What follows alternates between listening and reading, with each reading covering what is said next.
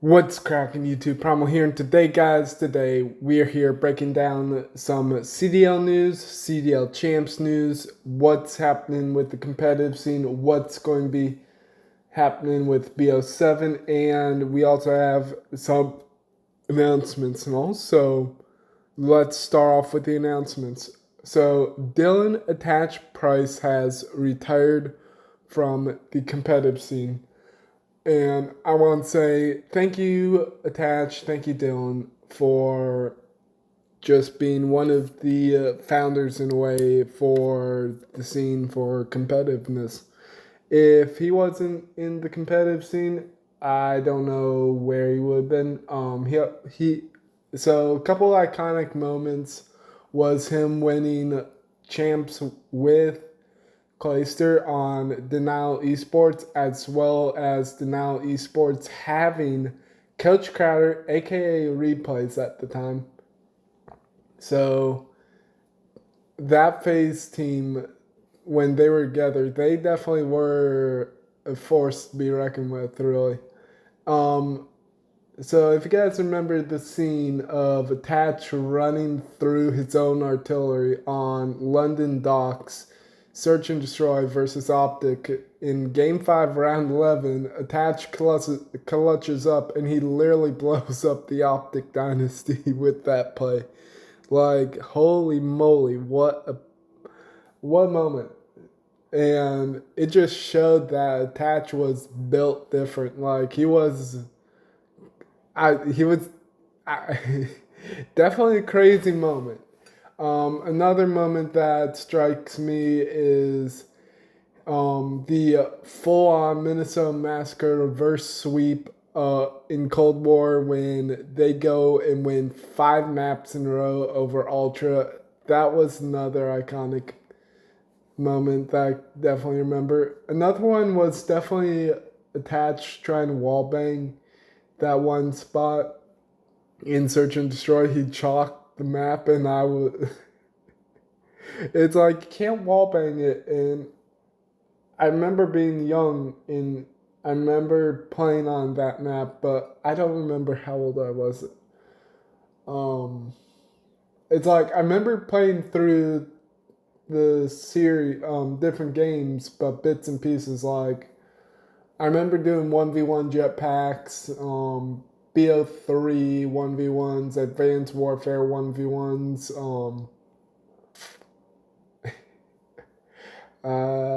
What else? So anyways, thank you, Tatch. You definitely left your mark on the scene. Now let's crack into BO7 news. So, what's been found in files is code saying that we're going to have wall running and potentially jetpacks brought back to the game. So, that has me super excited. And the reason why I'm saying that is the last time we had jetpacks was back in IW, because it would from IW we went into World War II, and then we went from World War II into BO4, and BO4 did not have jetpacks during that game.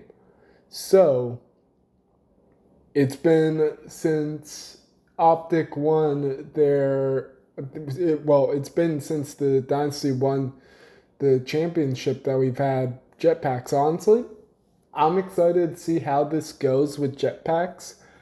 Um, Players I definitely want you guys should keep your eye on for jetpacks are definitely Slasher, Simp, Celium, Abizi. Um, I would definitely say Shotzi with movement mechanics. Hook. Who else really? Um, Thinking. I think that's really it. It's like the old guard's retired, and all that's left is Slasher, and once Slasher's gone, bye bye. So honestly, just gonna have to wait and see how BO7 opens up and see how players play and see how BO7 starts playing. All right, now let's get into some news for champs. So the LCQ for Challenger Champs played out, and there was a bug that happened in Control where it was 0-0, and I forget the two teams, but basically on Protocol Control, I forget the live count, but it showed one live, but on one live to I forget how many. But the team that had the one life, they were all dead. So that meant they were all dead, but it didn't end the round. Like, it was very confusing. Like, even Scrap was saying, look at the game, see what's happening. And it's like, I see what's happening. It's like, yes, that's not good, but I feel like Scrap's trying to lobby stay on season 3, just stay on the season 3 patch and all. But honestly, I just feel like we need to have a better patch. Yeah, you guys could say I'm biased because I've been a number 1 Faze supporter since the very beginning, but it's just the Jackal definitely deserves buffs. Well, the Jackal's getting the long barrel back. The Ames is getting the muzzle removed. Honestly, based on, well, depending on which patch we see for champs, can definitely impact how champs goes. I'm just going to say it now. I see it being a Faze v Thieves grand final. I'm not going to give my predictions yet. I just want to wait and see until everything has fully settled. What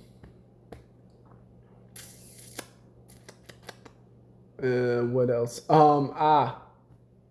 So the OpTic versus Faze series is definitely going to be, I feel like, more of a slug match maybe, but what has me in my gut saying it's always going to be Faze taking the series for champs is because Faze's map pool, and they went back to back, plus they lost to Thieves in grand finals of Major 4.